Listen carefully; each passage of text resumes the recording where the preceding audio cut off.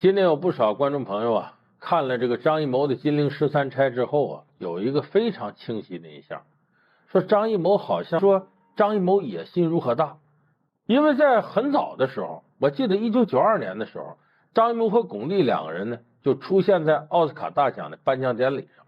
当时呢，他们有一部片子《大红灯笼高高挂》，就获得了奥斯卡奖最佳外语片的提名。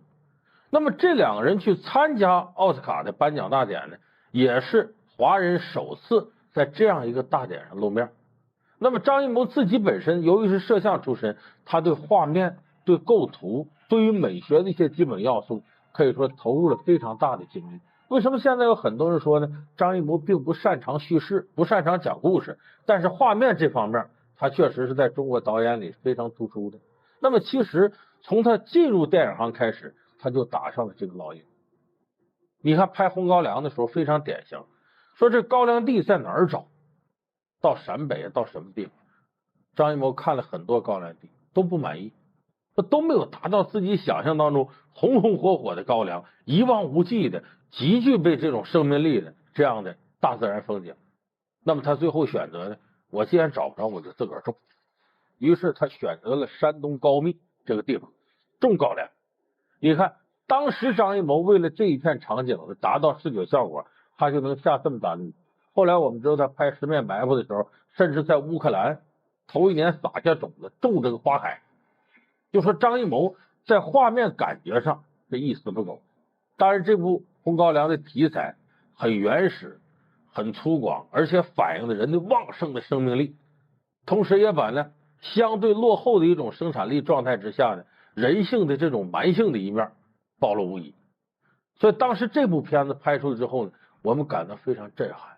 除了在电影片子里体现一些国际普世价值，挖掘永久不变的人性以外，张艺谋呢还要不断的跟国际级的影星接触。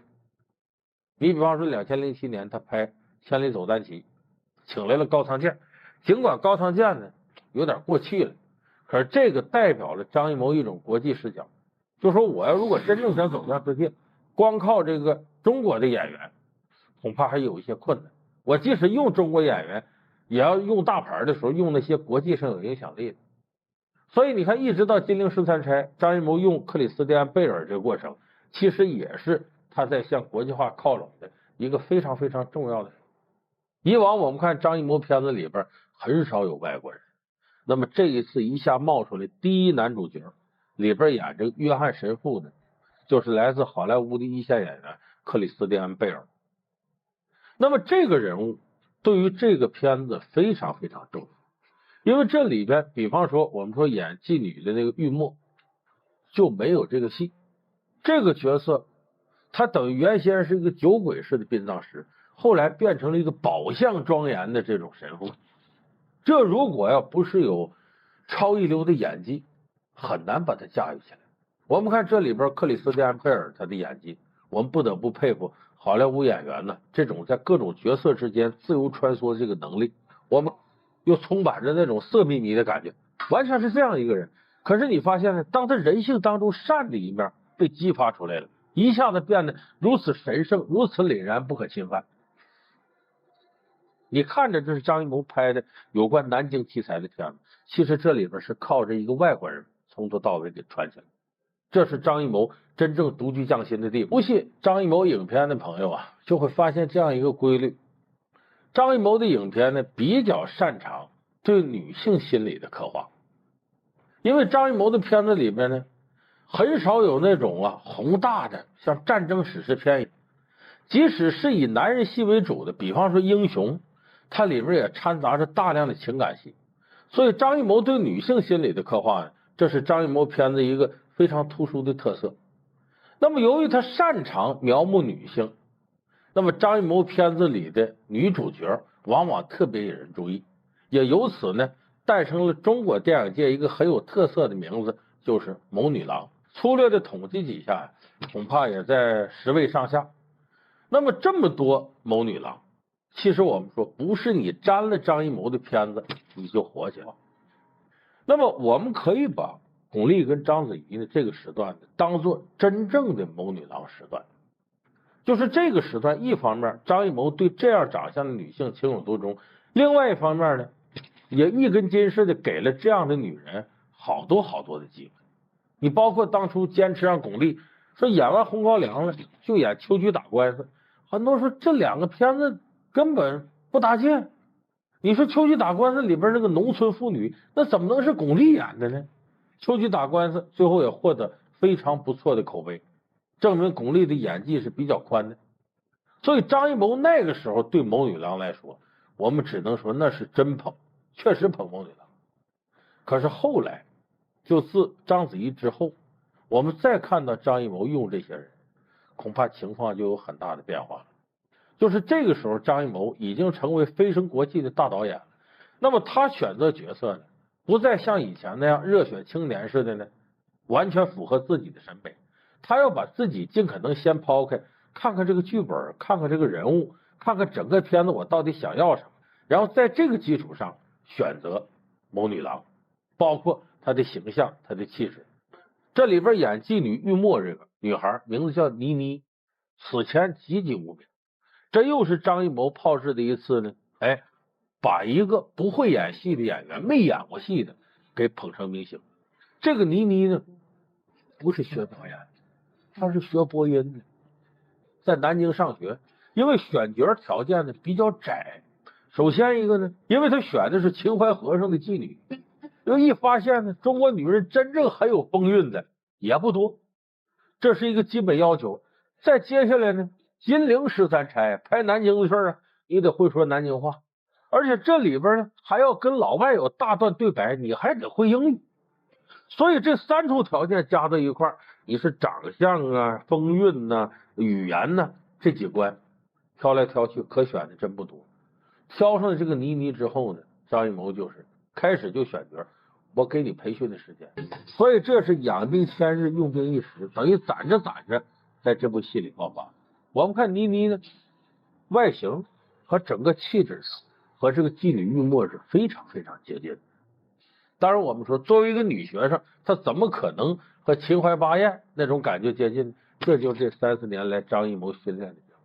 所以从这个女主角身上呢，我们能看到张艺谋锻造新演员的这种深厚功底。我们以前都知道张艺谋啊对色彩是非常重视。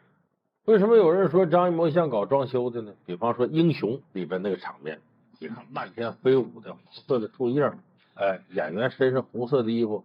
有人说呀，张艺谋就等于在这边搁一个鼓风机在那吹，然后拎2桶，一桶黄颜色的漆，一桶红颜色的漆，哗哗就往上飞。当然，这种说法呢，也说明张艺谋呢，往往把色彩呢发挥到一种极端，所以他的画面呢，充满着一种宏大的张力。你说他有美感也好，说他有冲击感也好，这是张艺谋的强项。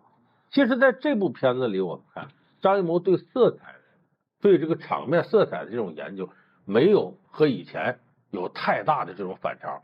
你比方说，中间有一个镜头非常有震撼力，就是玉墨这14个妓女从教堂门口进来，这时候里边的这些小女学生，她看着这些妓女有一个独特的视角，就是从一个五彩斑斓的大玻璃上面有一个孔洞，这个孔洞呢，可能是子弹打，也可能是石头打过来。对这个玻璃的要求非常严格，你比方色彩要浅了，那不够鲜艳；色彩要深了，还容易模糊不清。所以在这一段，张艺谋就下了很大的功夫。这张艺谋呢，以前不怎么拍战争，尤其现代战争。这次他请来拯救大兵瑞恩的那个爆破团，所以这个战争场面拍的比较漂亮。我们一开场，当时看的时候，我还错误的以为这怎么跟集结号挺像。你比方说一队的士兵对这个坦克进行爆破的，一个一个人在镜头面前被枪给打死，躺到地上。这个画面，张艺谋就至少用了2天才把这一个镜头完成。他是完全超越一个民族的思维的，是上升到一个全人类思维。而这些东西呢，应该是说对好莱坞的评审来讲呢，是投其所好的。它不是某一个民族特有的，但是里边呢，民族的形式感又特别重。而这种民族形式感里边的内核呢，是一种普世价值。被改造成女学生，化妆成女学生之后，玉墨在前面弹琵琶，后边这些女人一起唱《秦淮景》。它是典型的江南小调，极尽柔美奢靡。正是江南有如此奢靡、如此沉迷于和平气氛，甚至和平的有点腐烂的气氛，突然间面临战争的时候，才会产生如此巨大的反差。所以张艺谋拍这些景象，就是为了跟战争景象之间形成一种错位和冲击。而这一点呢，往往恰恰是好莱坞的一些评审特别愿意欣赏的地方。那么我们看呢，张艺谋拍这类片子还有另外一个，不管你是活着，你是菊豆，还是大红灯笼高高挂，它都触及了中国传统文化当中某一些劣根性。就是这种传统文化劣根性，不在于时代的变化有多少改变，人性的劣根几千年下来都是这样，就是博洋讲的中国人的德性都是这个样子。但是这种方式呢，极容易被人认为呢你是有所指，你拍过去题材其实是剑指现实的，所以这种东西在现实当中呢，容易受到舆论的压制，也容易引起一些人反感。那张艺谋索性呢，求助其次，我回到历史，我拍武侠，拍古装的片儿，开始进入一个相对媚俗的国际化线路。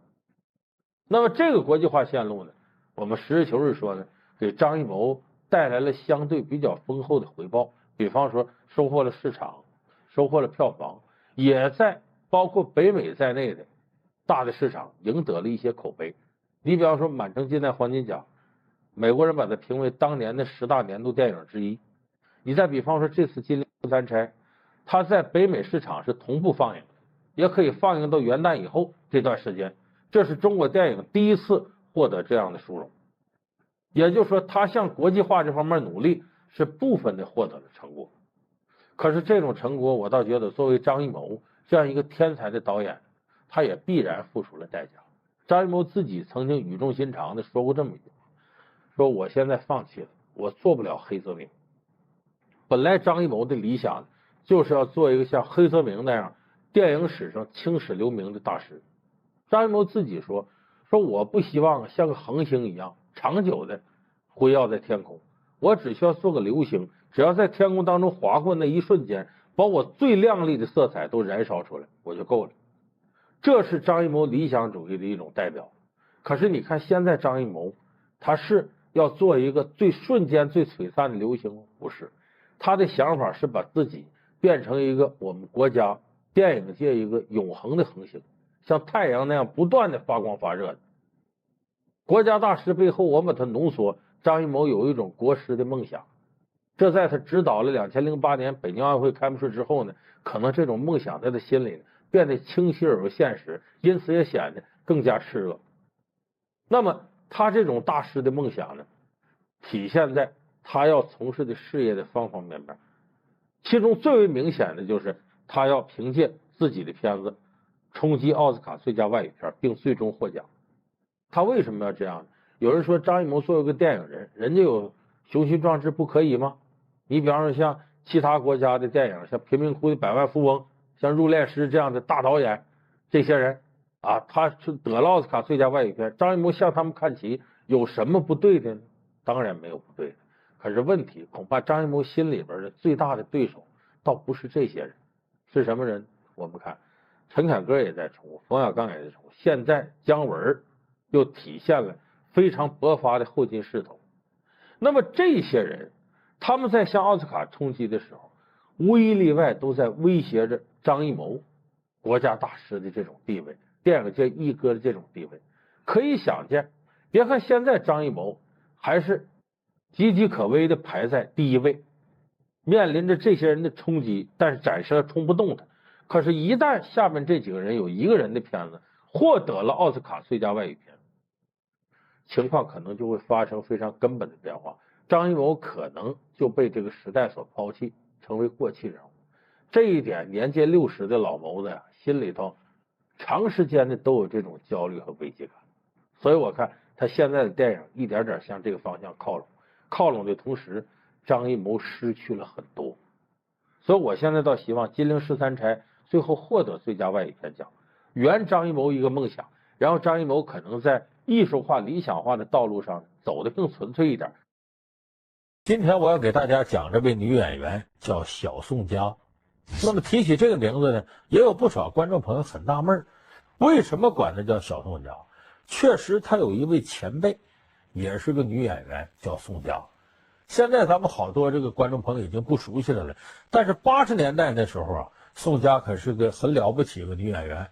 当时有一个全国热播的电视剧叫《蛙女》，宋佳在那里边演这个主角。也是一个很有个性的美女。后来呢，和这个著名的京剧演员张君秋的儿子，也是京剧老生演员张学军结婚了。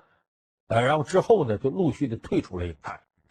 那么正是由于这个电视剧、电影界有这么一位叫宋佳的前辈，所以这个宋佳一出道的时候呢，大伙就管她叫小宋佳，以示区别。那么这个小宋佳呢，她演的这些电视剧呢，现在我们想想，恐怕大家记忆最深刻的就是开始我们说这个《闯关东》里边的仙儿。那么这个角色确实敢爱敢恨，挺泼辣，而且呢，可以说这个经历非常坎坷。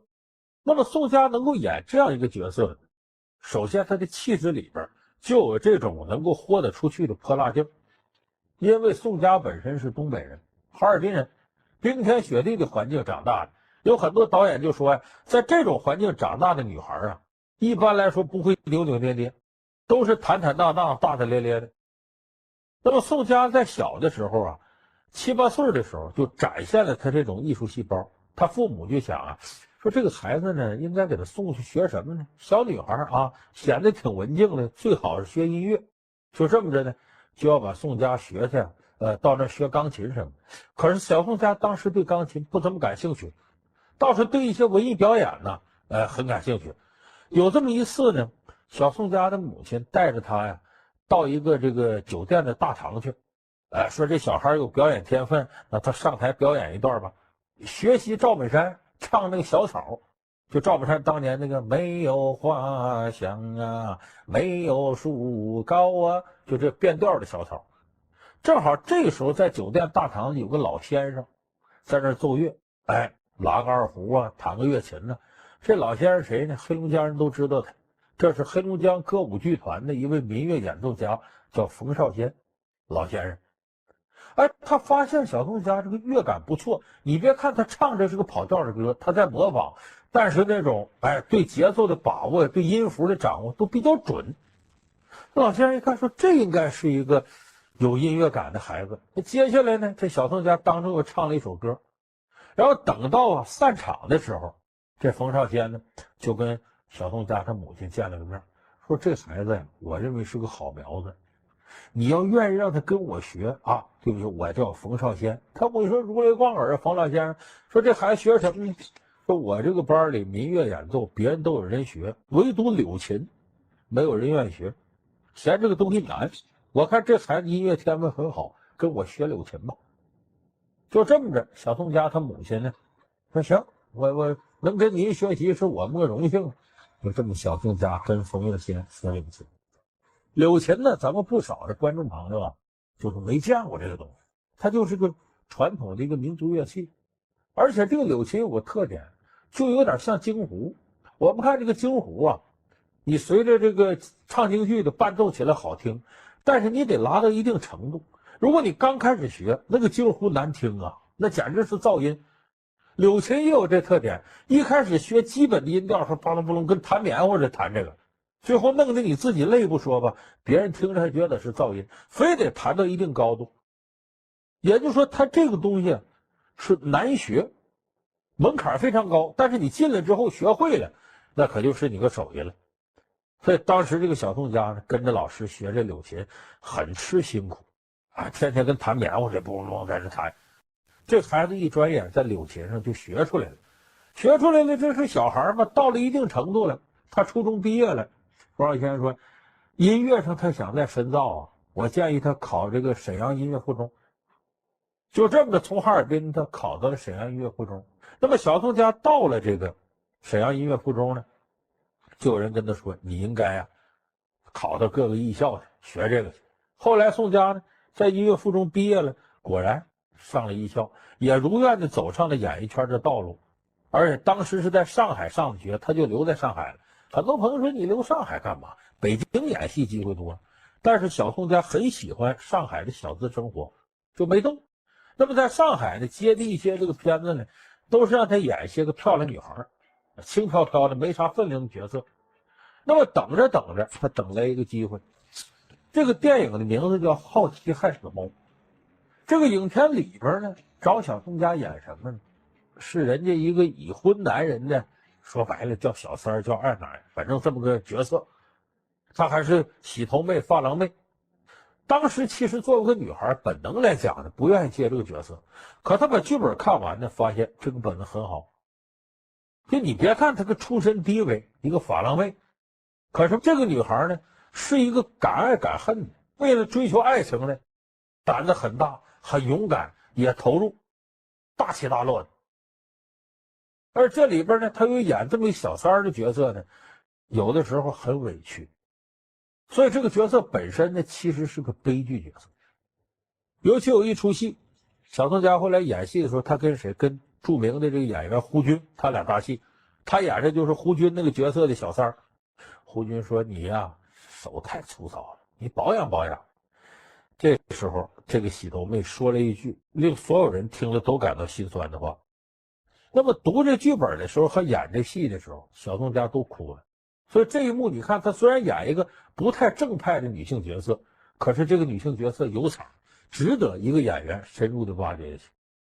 所以《好奇害死猫》呢上映了之后呢，她因为这个里边这个洗头妹的角色，还在一个大奖当中得了一个最佳女配角。从这个角度直接杀入影视圈，有人说她就能演那种挺性感的，确实小宋佳在里边扮一下挺性感，穿的薄露透的。可是这个角色确实使小宋佳的演技上了一个台阶。那么接下来呢，就是咱们大伙耳熟能详的大戏《闯关东》，小宋佳在里边呢跟刘斌这样的老戏骨搭戏。那么这部戏呢，应该说使小宋佳完成了一次脱胎换骨的变化，而且这里头他的角色跳跃性非常大。我们看他演这个仙儿，原先是山东农村呢一个不谙世事的农村丫头，也没什么心眼儿。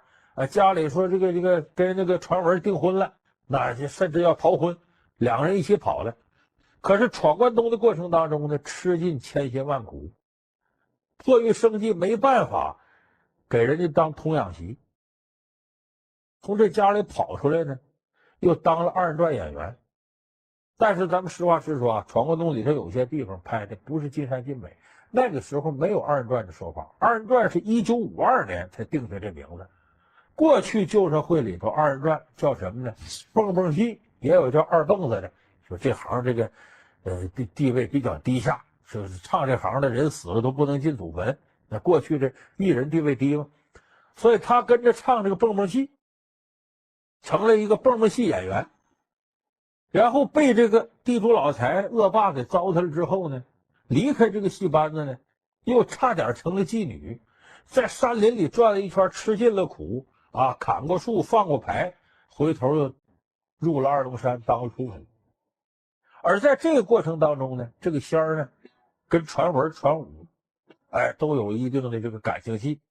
到后来呢，围绕这个传武呢，几进几出，跟朱开山一家这个恩怨情仇，包括在二龙山当土匪这段日子，闯关东中间那段戏，就劫那个地主老财姓高那家，这个小宋佳转着手绢在那唱二人转，然后站在底下拿出手枪，啪就一枪，显得很潇洒，把当年学那点东西，什么音乐、形体，这不全用上了吗？所以说这个戏呢，基本上这个跨度特别大，就从良家妇女，演到这个山林上的土匪，而且这个过程当中还有大量的感情戏揉到里头。但是我们看小宋佳呢，表现的还是中规中矩，把这个人物的一些骨子里的东西给演出来了。那种比较仗义、敢爱敢恨，而且能够牺牲自己成全他人的劲头，他演的是不错的。当然拍这部戏呢，小宋佳吃了不少苦。你别看这个戏呢是在他老家黑龙江，那个哈尔滨的温度和拍戏的地点就大小兴安岭的那可差老远了。所以当时在那儿拍戏的时候呢，小宋佳遭了不少罪，而且一拍戏连着多少天洗不了澡，包括吃饭都得赶紧吃，晚一会儿就凉了。所以当时拍这个戏的时候，刘斌挺服气，说这女孩子还真行，老爷们吃不了的苦他都能吃。中间有一段戏是小宋佳演这个仙儿掉河里了，掉到河里爬上来，你想天那么冷得冻成什么样？小宋佳不会喝酒，一口气干了大概得有3两多二锅头，就是让身体暖和起来。所以这个戏呢，看出小宋佳呀不怕天不怕地，敢吃苦，为了艺术是敢献身的。那么《闯关东》这部戏演完了以后呢，小宋佳大放异彩，好多这个剧组都知道他了，所以接下来呢，他的片约滚滚而来。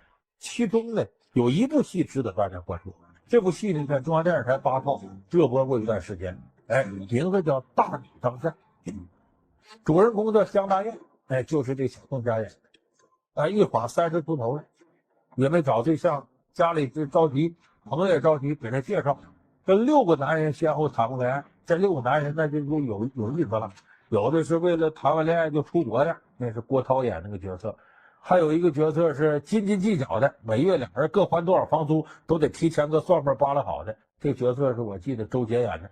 反正里边跟6个给人家给他介绍男朋友，还有比他大30岁的，还有比他小1轮的，反正谈这6次恋爱谈的挺热闹。小宋佳在这里边是第一主角，800多场戏。那么这个戏呢，小宋佳开始接是从哪个角度接？本来这本子不叫大女当家，叫剩女当家。剩女咱们知道现在网络流行语，岁数大嫁不出去的女都叫剩女，说北京有70万剩女，上海有50万剩女。小宋佳那时候接着本子看这个剩字就来气，他凭什么呀？这叫剩女，我们也不算剩下。而小宋佳说真正的就是说有追求的人，剩下是什么呢？这个社会压力太大，咱们都不停的往上爬，不停的为了美好明天奋斗，奋斗你累了，喘口气歇着，私下一看，原来自个儿没伴儿，那是生活的压力跟社会的压力以及个人追求造成的。说不能用剩女这剩字带有侮辱性词汇形容大龄女青年，所以当时他建议你改成大女当家，就这么这片子最后出来就叫大女当家。那么小宋佳在这里边跟6个男演员谈了6次恋爱，我们可以想呢，这种6个人绝对不同，那么小宋佳的配戏也不应该一样。所以他在这里头，大家一看，小宋佳的演技真是比过去要成熟多了。那么这个人呢，演电视剧演出名一火了，说实在的，电影就愿意瞄上他了。在2007年的时候呢，吴宇森到大陆来拍一部片子，大伙儿都看过，叫《赤壁》。这个片子之前呢，选角经过很周密细致的选择。2007年春节，小宋佳呢从这个公司回到家里边，打开电视呢，一看中央6套电影频道嘛，在播这个关于赤壁选角这些事儿。说这个赤壁经过选择，有这些如下这些明星加盟，有梁朝伟这个里边还有赵薇什么的，反正台湾的林志玲，说了一堆。再说到下边角色说还有小宋佳。其实我们说这段跟什么像？咱们前2天说海清，那不是吗？演一堆电视剧演出名了，火了，然后陈凯歌赵氏孤儿找他来演一个角色。那么这个事儿说明什么呢？这个电视剧有很多的这个电影学院毕业的演员呢，觉得电视剧呢是个很好的跳板。确实是，当你电视剧演火了，现在电影一大片上映都讲究聚拢人气儿来创造商业价值。那么你电视剧演火了，混脸熟了，更多人认识你了，电影要考虑商业元素的话，就可能把你提拔到这里演电影。当然你的演技能力能不能驾驭一部大片，这是另说着，但起码你有一个非常不错的开始。今天我们要讲这位火爆荧屏的女影星是姚晨。提起姚晨来呢，大家可能会率先想到她那张大嘴。确实这张嘴在一定程度上埋没过她，也成全了她。你看姚晨这个人呢，挺大的眼睛，瓜子脸，身材还算偏瘦，其实看起来应该是个明星模子，坏就坏在她那张嘴上。好多导演一开始见到他的时候都觉得这演员看着你看眼睛什么挺会说话的，可一看这嘴太大，有的戏真是不适合他。你包括我不看耳熟能详那个《武林外传》，也就说是姚晨的一个成名作吧，里边演这个能捣蛋的侠女郭芙蓉。就连这部作品一开始他也不是100%的就进入到这个组里，能演出这个郭芙蓉。导演尚敬是看上他了，可是编剧宁财神没看上他。宁财神当时想象啊，说郭芙蓉这个角色应该什么人来演呢？挺漂亮的小女孩，但是长得不是那种气质特好的，而是有点俗气一点的漂亮女孩。所以当尚敬导演呢选中了姚晨很长时间了，都开始拍了，宁财神在那不满意，还是嫌这个姚晨长得太丑。当然后来姚晨这个演技呢确实也征服了这些编剧和导演。那么姚晨可以说从先天条件上来讲呢，她只能算是一般。我们大伙都知道这个福建人呢，这个福建当地的话和普通话发音不是太一样。你比方说我们说一只飞翔的海鸥，福建人说一只飞翔的海鸥。更滑稽的是学校里边有文艺演出，姚晨客串主持人，本身来讲普通话不过关，成了当时学校身边老师同学的一个笑柄了。后来在学校的时候，老师就跟他说，你找台词老师给你规范吧，去矫正去吧。姚晨也真争气，在学校里还真就把普通话练得特别流利。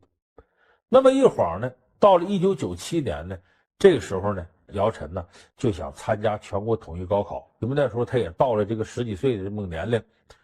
参加高考，身边人告诉他说，你参加完高考呢，你就可以去考你向往当中的北京电影学院、中央戏剧学院，你不想在表演上有发展吗？可是这个时候呢，有一个天大的难关摆在他面前。为啥？他是福建省歌舞剧团的员工，人家当初把你保送到北京舞蹈学院呢，那目的是培养你啊。那我作为用人单位，我培养完你飞了跑了，那这不像话呀。所以福建歌舞剧团说，你在那边北京舞蹈学院毕业，你必须给我回到歌舞剧团，你不能考到别的地方就走了。你想这个事儿对于想要发展的姚晨来讲，这个打击是很大的。但是这个事儿你没法跟单位叫板，这是讲理的，人家保送你来的，给你交的学费，你学完了之后你必须得回去。所以这个时候呢，远在家乡福建的他父母也为这事操心着急，就这么找这个福建歌舞剧团的领导商量，说你看我们孩子呗，我认为他真有这个天分，要在北京好好发展发展，没准就成大明星了，你能不能高抬贵手啊？最后这领导说，这样吧，你呢考可以，但是呢我们团有我们规定，你得支付我们10万块钱的违约金。大伙琢磨琢磨，1997年13年前10万块钱是什么概念？说实在的，当时他们家里砸锅卖铁也凑不齐，但是为了让孩子能够获得更好的明天呢，姚晨的父母啊出去借钱，亲戚朋友都借遍了，凑了钱，家里一点多少6万5千块钱，就东借西借，也就借了这点钱。姚晨一看自个儿爹妈唉声叹气，他在那儿掉眼泪，行了，我不考了，我回来了。就这么着，姚晨带着一肚子窝囊气儿啊，从北京啊就回到了福建，又回到了福建歌舞剧团上班。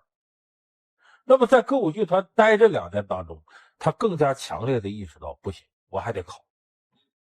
因为地方啊给人提供的发展机会，那跟北京、上海这样大都市是没法比的。所以姚晨思忖再三，我不能再是这么窝着。而且在这工作了2年这个时间呢，家里也借，他自个儿也挣着，交这个10万违约金呢，就不是个天大的难题，能交上。所以隔了2年，1999年，姚晨把这钱一交，像出笼的小鸟一样飞到北京考试来了。那么最后到学校面试那一关，面试的时候呢，有一道题，老师说这样，一看现场这考生有个15、16个，你们给我集体完成一个小品。说什么小品呢？叫舞会。现在开始，当一说完，底下这同学噼里扑隆往台上跳，干嘛？不舞会吗？到台上男找女，女找男，翩翩起舞。姚晨跟他们全不一样，你上边翩翩起舞这些跟他一样考试的同学，那你得听主持人指挥啊，这是演戏啊。所以这些都在姚晨指挥下开始在台上排演，都成了他表现自己的一个道具。所以这一考试过去之后，老师众口称赞，这个姚晨真聪明，他能想到用什么样的方式合理的抢戏。所以凭借着这个优异的表现呢，姚晨呢非常顺利的就到这个北京电影学院上学了。那么在学校里边呢，姚晨也想到自个儿外形不是很突出，也像我们前面说海清一样，很努力的演话剧。当时他的老师也跟他说你呀，将来可能得是演青衣类的角色。什么青衣？咱们听过京戏的朋友知道，青衣就属于那种这个以女性为主角的这样题材当中那个能挑大梁的，说白了就是像中青年妇女，不属于那种花枝招展的女孩。这老师这一点呢，他也明白，就说自个儿这嘴长得呀，不像是第一流的美女，能演那种忍辱负重的中华传统的劳动妇女就可以了。可是问题是呢，姚晨这个时候才20来岁，跟那个年龄的这个经验呢、生活阅历还差得很远，他也捞不着这样的机会。所以他当时刚毕业的时候呢，正好赶上《武林外传》要开拍，这个导演上镜选女演员，也不怎么着就选到他这儿了。他得到了这个角色，回去还琢磨，你说我这怎么办呢？因为什么呢？情景喜剧说白了是所有戏里头的等而下之。因为你看就在个小屋里一拍，成本还低，你逗我，我逗你，搞笑干什么呢？当然当年你看《我爱我家》那是个成功的特例，自《我爱我家》之后，你看看拍情景喜剧，人家真正主流出来的演员呢，不大肯演这个东西，所以情景喜剧在那个时候不怎么受待见。所以当时姚晨呢也挺沮丧，可是一想有戏演呢，总比没戏强。这个时候导演上镜给他打电话，说我挑你来不是说想让你演郭芙蓉，我想让你演佟掌柜的那个角色，你看行不行？这个时候我们发现姚晨的自知之明起了关键作用。要说我演不了，说为啥？佟掌柜是30多岁的女，我才20多岁，我年龄阅历都没到呢。那么闫妮当时30多岁了，闫妮演这个角色了，这么的他呢直接就挑上了郭芙蓉这么个角色。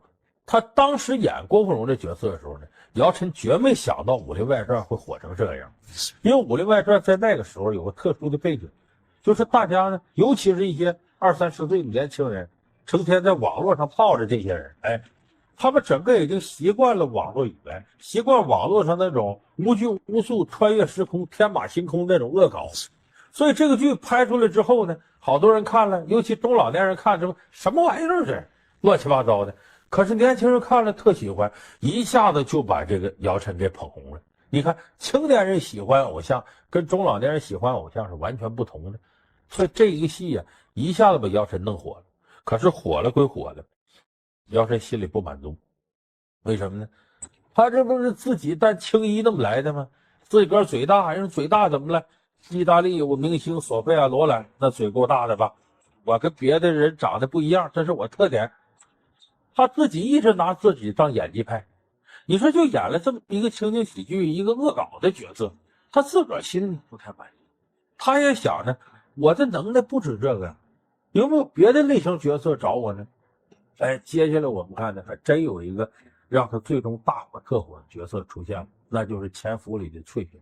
其实有人说这导演姜伟，就是这个《潜伏》的导演，说这姜伟也没见识。你说你当初你找角色，怎么能想到让个演郭芙蓉的人演翠萍呢？其实这恰恰是一开始翠萍这个角色的意义。就是《潜伏》我们看头半截的时候，情节很紧张。这余则成卧底，你看这天津站里头危机四伏，吴敬中马奎陆桥山呢，都不是完全相信这余则成。所以这么紧张的节奏过程当中呢，应该让观众有所舒缓。所以当初姜伟考虑到翠萍这角色呢，大大咧咧、愣了吧唧、二的喝的，你来了，把这个气氛冲淡一下，就觉得郭芙蓉那个二劲儿跟这翠萍挺像的。就这么这姜伟就找到了这个姚晨。姚晨当时接了这个本子一看呢，说实在这本子好，他相中了。可是他心里头打鼓，翠萍女游击队长，后来变成地下党，跟这个余则成俩人假扮成夫妻，这他从来没演过这个角色。他以前的演出经验是完全使不上的，一点底儿没有。这么的，姜伟导演约他的时候，他就去了说跟导演坐着谈会儿吧。他就想问问导演，你对这个角色怎么看的？我想从你这得到一点这个教诲。可是这姜伟这人呐，很闷，不好吱声。姚晨，你看他演郭芙蓉，大大咧咧的，二的很。姚晨在生活当中绝不是郭芙蓉那样。姚晨他母亲就评价姚晨说，姚晨就跟皮皮虾似的，温吞水似的，推一推，动一动，人家说什么是什么。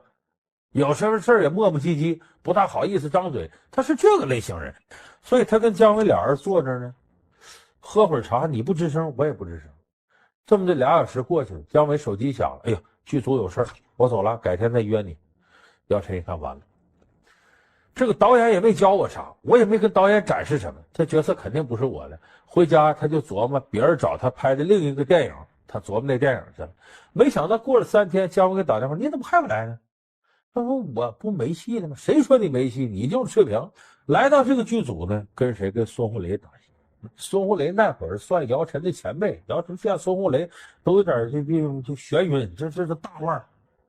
所以孙红雷跟他配戏的时候，俩人搭戏，这里头当然有好多出彩的。咱们看，潜伏里边2个人表演过程当中，你看这个翠萍是个农村女人，大大咧咧，没什么文化，想到什么说什么。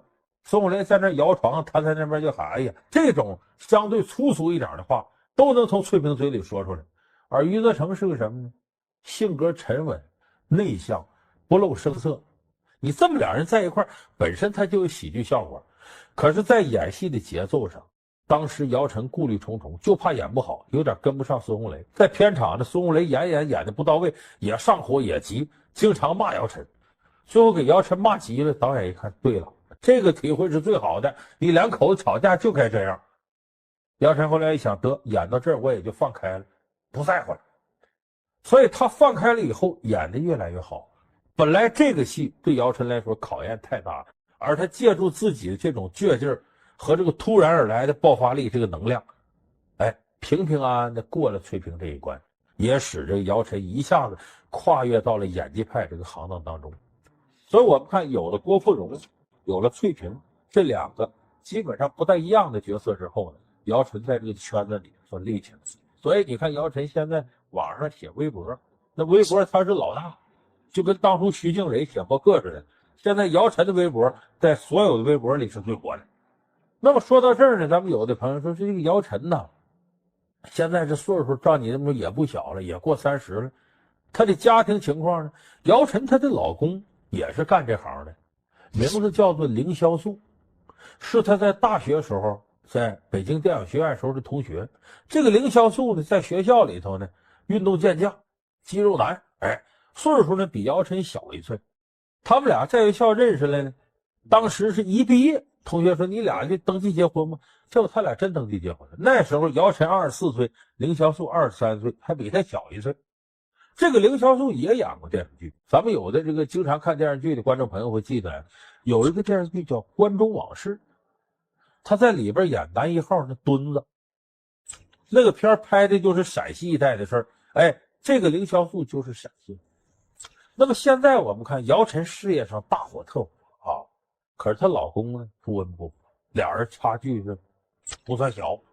所以这时候也有的媒体记者问过姚晨，说你怎么看这问题？你老公是不是在家里不太痛快？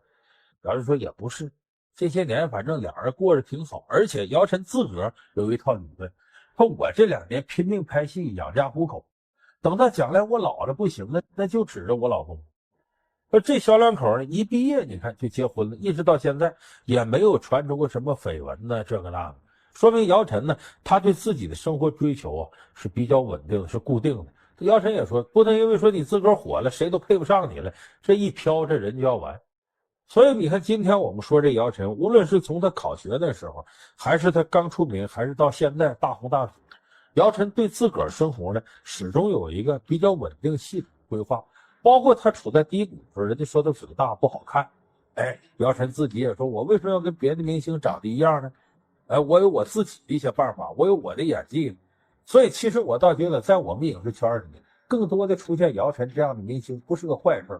现在咱们有不少的年轻的孩子怀抱着明星的梦想，每天照镜子，凡是觉得自个儿不好看的，有的人似乎就失去了这个希望，就感觉梦想破灭了。而那些长得花枝招展的人呢，拼命打破脑袋想往这行挤。那么姚晨的出现，其实在告诉这些孩子，长得漂亮只是你一个起点上的条件，它不决定你今后终点上能做到什么样的成就。而姚晨今天的成就，也给那些长相一般、没什么特点，或者说自己对自己不自信的人，灌输了一个自信的情绪，就是只要你努力、坚持好的话，你在这行上应该能有属于自己的一份天地。好，感谢你的收看，我们下期节目再见。